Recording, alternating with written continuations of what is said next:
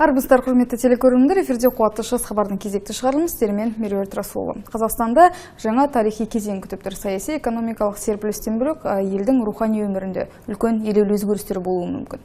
Елбасы Нұрсұлтан Назарбаев болашаққа бағдар рухани жаңғыру атты мақаласында осылай деген болатын. Бүгінгі біздің хабарымыздың тақырыбы рухани жаңғыруындағы жаңа жарқын жолдар туралы болмақ. Студиямыздың бүгінгі қонағы Жұман Манатбеков, тарихшы. Қош келдіңіз.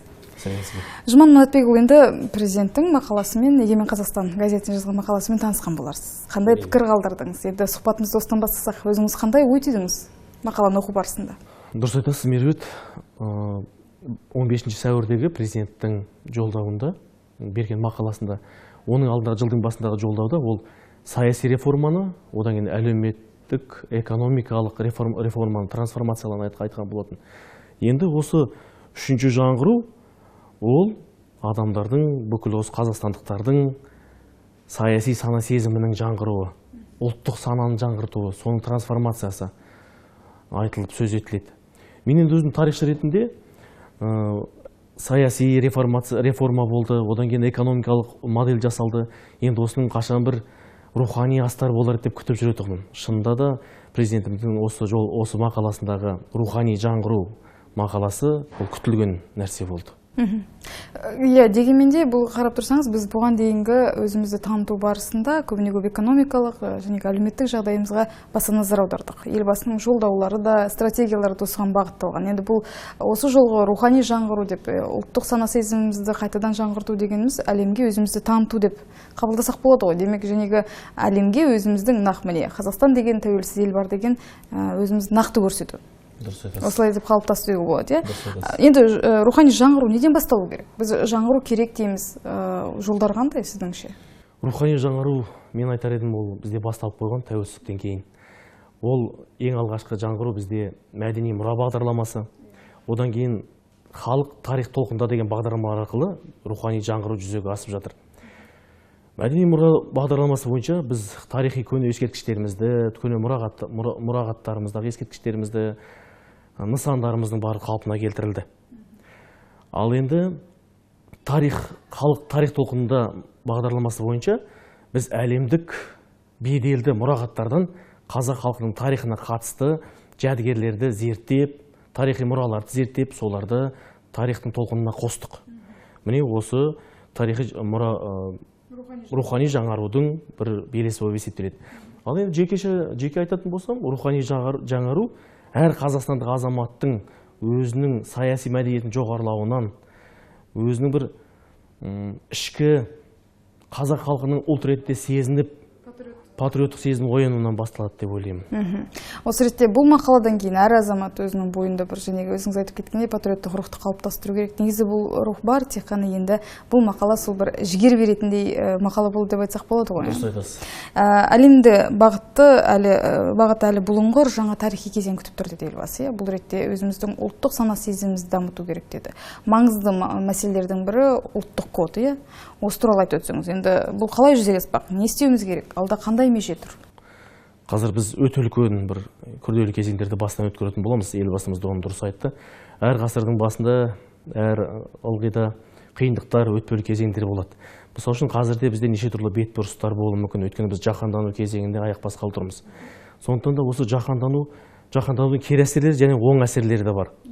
Ал кері әсерлердің ішінде ол ұлттық болмысты, ұлттық мәдениетті жұтып жіберетін қасиеті бар. Сондықтан да елбасының бұл мақаласында айтылған ұлттық кодты сақтау, ұлттық бірегейлікті сақтау осының үлкен бір аспектісі болып табылады. Ұлттық кодты біз қалай сақтаймыз? Ұлттық кодты сақтаудың әдістері ол әрбір қазақстандықтың білімді болуы, қанымызға сіңген әдет-ғұрыптарымызды мәңгілік еске сақтау. Бірақ та сонымен қатар жаһандану заманында бізге кері әсер ететін кейбір әдеттерден арылу болып табылады. Ол мысалы үшін жерсіздік болады бізде болуы мүмкін қазақ халқында, рушылдық. Мысалы үшін әрине жақсы нәрселер болғанменен қазіргі меритократиялық заманда біз олардан арылуымыз керек. Себебі әркім өзінің ісіне қарай үлкен жұмысқа қосқан үлесіне қарай, қабілетіне қарай еңбегі бағаланып өсетін болғандықтан, бұндай меритократиялық қоғам тамыр таныстықты көтермейді. Сондықтан біз бұдан арылуымыз керек деп есептеймін. Тағы бір тарихшы ретінде айта кететін жайт, ол әлеуметтік мобильділік. Біз қазақ халқы көбінесе, әрине ол жақсы нәрсе, өзіміздің кіші отанымызда тұрып, сол ата-бабаларымыз өскен жерде қалу. Ал қазір елбасымыздың айтып отырған тағы бір мәселесі, ол әлеуметтік мобильділік. Яғни әрбір қазақстандық Қазақстанның кез келген нүктесінде жұмыс істеуге дайын болу керек. Одан қорықпау керек. Мен өз басым айтайын, Қазақстанның кез келген мүшесінде, ол Арқада болсын, Атырауда болсын, Теріскейдегі, Қызылжарда болсын, халқым үшін отаным егер шақыратын болса, кез келген жерде жұмыс істеуге дайынмын. Біздің жастарды да соған шақырамын.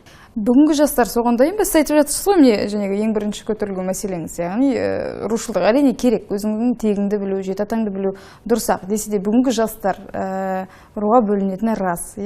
Осы ретте біздің жастардан осы түбегейлі бір қалыптасқан стереотипті жақсы жаққа қалай өзгертуге болады? Жәнегі бар біздегі Найман деп жатады, Адай деп жатады, енді халық арасында кездеседі ғой ол. Мен қазір жастарына баға беретін болсам, қазір бізде жақсы жаққа қарай өзгеру бар. Өйткені қазақ жастары қазір көбінесе бөлінбейді. Біз бір тұтас бір қазақ ұлтынымыз, біз әлемнің бір қазақ деген бір бөлшегіміз деп сезіну бар, мен сезінемін. Ендігі ретте біздің жалпы ұлттық құндылықтарды сақтау арқылы, жалпы ұлттық мәдениетке көңіл бөлу арқылы жастарымыз соған қол жеткізеді деп ойлаймын. Қазір мен жастарға сенемін. Кез келген ел өзінің ұлттық жәнегі тарихын білмей, ол болашаққа бастай алмайды, ол белгілі жайт. Бұл мақалада 4 жаңалық көтерілді, соның алғашқысы деп айтайық, ұлттық сана, ұлттық бірегейлік. Демек, жастардың сіз айтып отырғандай жүгі ауыр.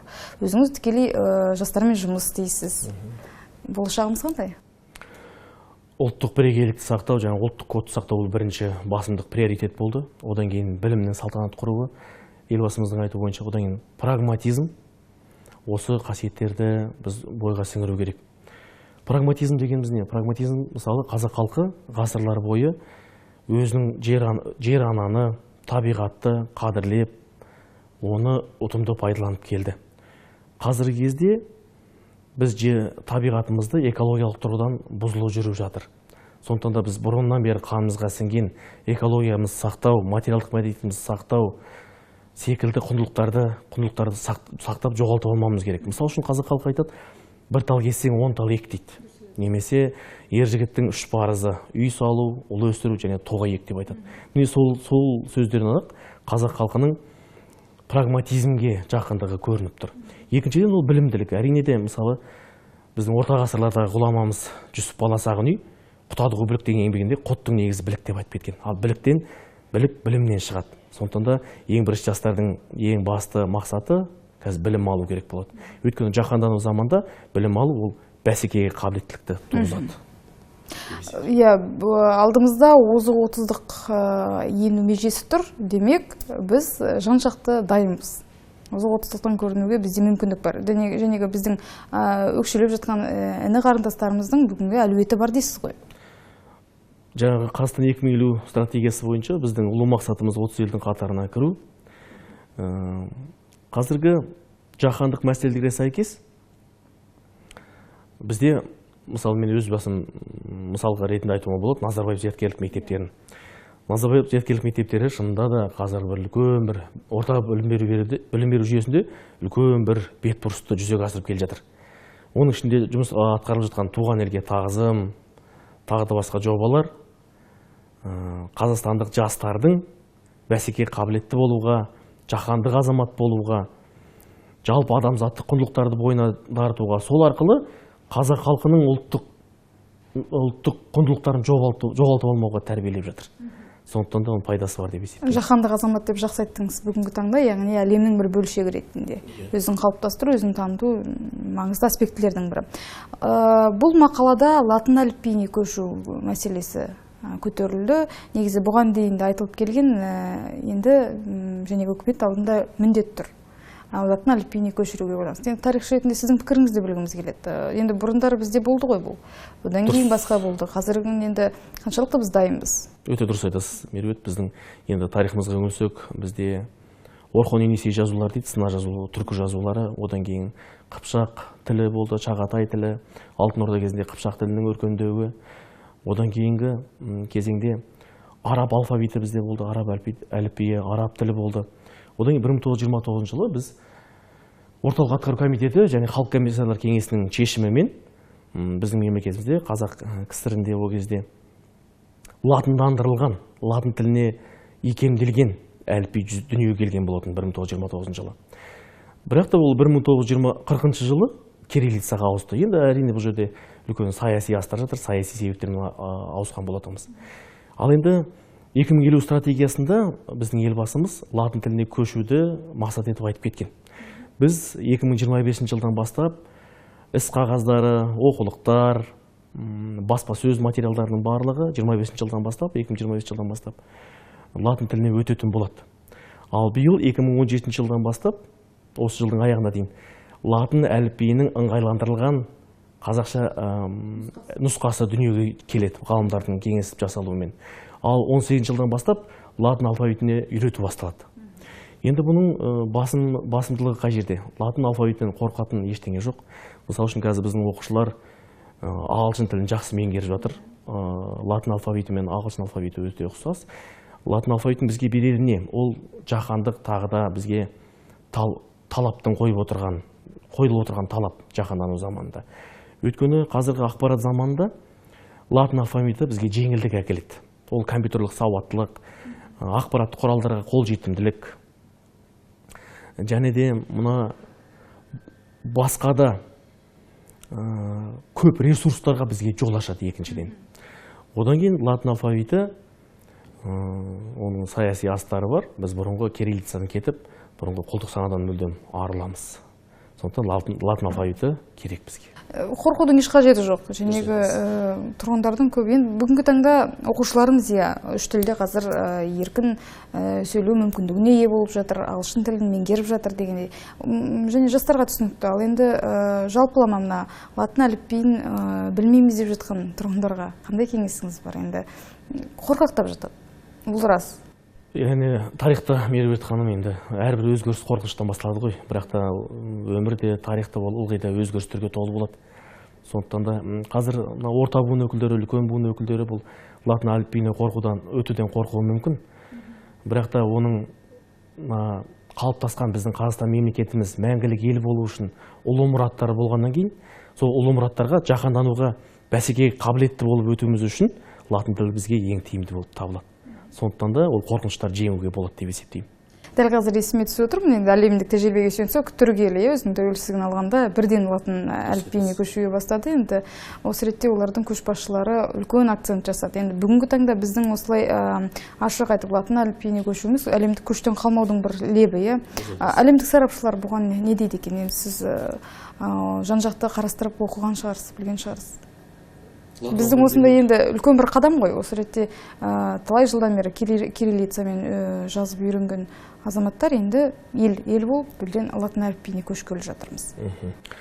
Латын алфавитіне көшкеннен бастап, мысалы үшін 2025 жылдан бастап, белгілі бір бейімделу уақытында, адаптация дейді, сол бейімделу уақытында кириллицада бірге қолданылады. Сондықтан да бұл соны үйренуге, кириллицамен бірге жүруі ол жеңілдік тудырады. Ал енді әлемдік тәжірибе жаңағы 1923 жылы ұлы түрік революциясынан кейін Мұстафа Кемал Ататүріктің үлкен бір Түркияны дүр сілкіндірген түрік халқының атасының бастамашыл идеясынан кейін Түркия өзінің жақсы даму жолына түсті. Сондай-ақ мысалы үшін өзіміздің бауырлас еліміз Өзбекстанда латын тілі даму жолына түсті. Жаңағы кириллицаның бірге қолданылуы қиындықтан шығарады деп есептеймін. Мысалға қазіргі күні бір қарапайым ғана мысал, әлеуметтік желілерде жай ғана нұсқалары өріп жүр. Латын әліпбиі осындай болады деген сияқты. Демек қазіргі күні біздің жастар толық қолдайды, жастар сенеді. Енді ең бастысы осы шығар сіздіңше, қазіргі жастарға енді негізінен жеңіл болады. Өйткені латын алфавитіне көшсек, ол клавиатурадағы клавишаларында саны қысқарады. Мысалы үшін біздің спецификалық әріптер деген әріптердің барлығы алынады, оның орнына латын сандары, нұсқалары қойылады. Сондықтан ол қазір жастарға тіпті тез қабылданады деп ойлаймын. Жақсы, түсінікті. Мақалада тағы бір көтерілген мәселе, мына туған жер бағдарламасын жасап, женегі туған ел ұғымына айналдыру деген елбасының үлкен бастамасы бар. Бізде енді жерлерде туған жерге тағзым сынды акциялар бүгінге дейін жүзеге асып келе жатқан, бірақ мақаладан кейін үлкен серпін алады. Мысалға, елбасы айтты, біз женегі тұтастай туған жер атласын жасауымыз керек деді. Бүгінгі таңда енді алдымызда қандай меже тұр? Өз сөзіңіз айтып кеттіңіз. Кез келген жерге барып, Қазақстанның түкпір-түкпіріне барып қызмет етуге дайынмын. Ал басқа жастарымыз қаншалықты бүгінгі сана сезімдері жеткілікті дейсіз? Мысалға, ауылға барып қызмет етуге, қарапайым ғана мысал. Дұрыс айтасыз, Меруерт. Туған жерге тағзым деген біздің президентіміздің, елбасымыздың мақаласында көтерілген үлкен бір бағдарламаның бірі. Туған жерге тағзым немесе туған жер бағдарламасының негізінде ол үш аспекттен тұрады. Біріншіден, өзің жаңа кіші отаныңның, туған жеріңнің тарихын, ондағы жер сулардың тарихын білу, оларды зерттеу болса, екінші, сол ауылдан немесе сол кіші отаннан шыққан адамдардың сол жерге жасалған жақсылығы немесе жасағысы келіп жүрген жақсылығы, солардың жиынтығын жасау. Үшіншіден, осы шараларға мемлекеттік өзін-өзі басқару және өзін-өзі басқару ұйымдарынан өте үлкен қолдау жасау, көмек көрсетілетін болады. Және де бұл жерде ең басты нәрсе не? Осы туған жерге деген туған жер бағдарламасына әр ұсақ-ұсақ мысалы кіші отандардан жиналып келіп, ол туған ел қазақстандық патриотизм идеологиясының беруі мүмкін. Жалпылама үлкен дейсіз ғой. Бұл енді ұлттық модернизацияға серпін береді деп айта аламыз ғой? Әрине мен береді деп ойлаймын, өйткені әр адам өзінің кіші отанын сүйеді. Осы кіші отанынан үлкен отанға деген сүйіспеншілік басталады. Мысалы үшін мен тағы да мысал келтіргім келіп отыр. Назарбаев зияткерлік мектептерінде туған жерге тағзым деген жоба бар. Ол Қазақстанның, мысалы үшін біз шығыста болсақ, ертең батысына, оңтүстігіне, басқа да аймақтарына барып, сол жердегі ұлттық бірегейлікті, ұлттық мәдениетіміздің біртұтастығын түсіну, ол балаларға жақсы тәрбиелік әсер береді. Женегі мақалада туған жерден бөлек, жаныңда жүр жақсы адам деген сөздің ұғымын біз жете түсінуіміз керек деді. Осы ретте женегі жүзін есім атты жобаның қолға алынуын елбасы нықтап тапсырма берді. Бұған сіздің көзқарасыңыз қандай? Жалпы енді тарихта түрлі біздің кейіпкерлеріміз болды, батырларымыз бар, ұлықтап жүрміз. Ал көзі тірісінде бүгінгі жанымызда жүрген жақсы жандарды әспеттеу, оны халыққа таныту жағына сіз бүгінгі таңда көңіліңіз толы ма? Бүгінгі таңда енді көбіне бұқаралық ақпарат құралдарына келіп тіреледі, насихат жоқ. Бұл жерде мен айтайын дегенім, елбасымыздың мақаласында жаңа тағы бір бағдарлама айтылып бекітілді, ол заманауи Қазақстан мәдениет деп аталады. Ал оның аясында заманауи Қазақстанның жаңа 100 есімі деген бағдарлама жасалып отыр.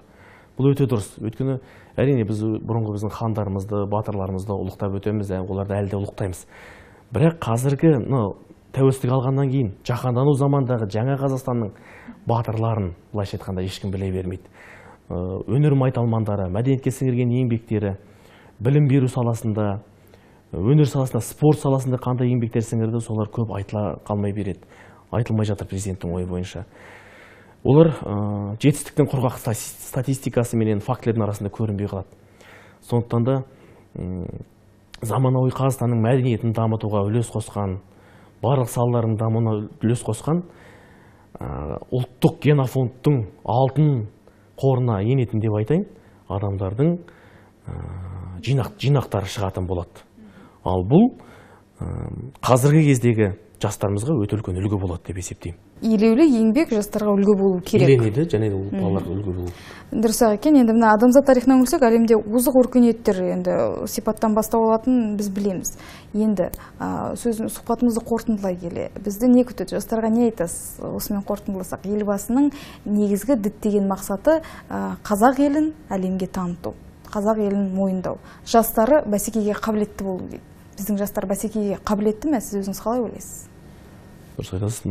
Бәсекеге қабілеттілік ең бірінші қазір бізге қойылған мақсат болып отыр.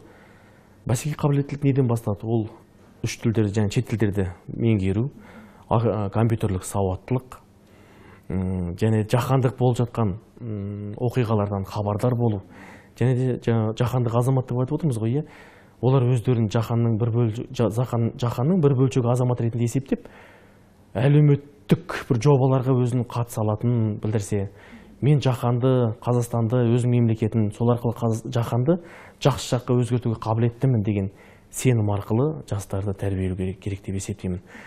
Қазіргі қазақ жастары, мысалы үшін, қазір бізде білім беру жүйесіне өте үлкен мән берілді. E-learning бағдарламасы, болашақ бағдарламасы, көптеген бағдарламалар жұмыс істеуде. Сондықтан Қазақстан жастары оған қол жеткізеді деген ойдамын, сенімдімін. Сенім мол дейсіз ғой. Жұман Маматбекұлы, енді өкінішке орай эфир уақыты шектеулі. Уақытыңызды бөліп келіп осындай салиқалы сұхбат бергеніңізге көп рахмет, еңбегіңізге жеміс тілейміз. Көп рахмет. Құрметті көрермендер, осымен хабарымыз аяқталды. Мен сіздермен келесі эфирге дейін қоштасамын. Аман сау болыңыздар. Болашағымыз бірлікте.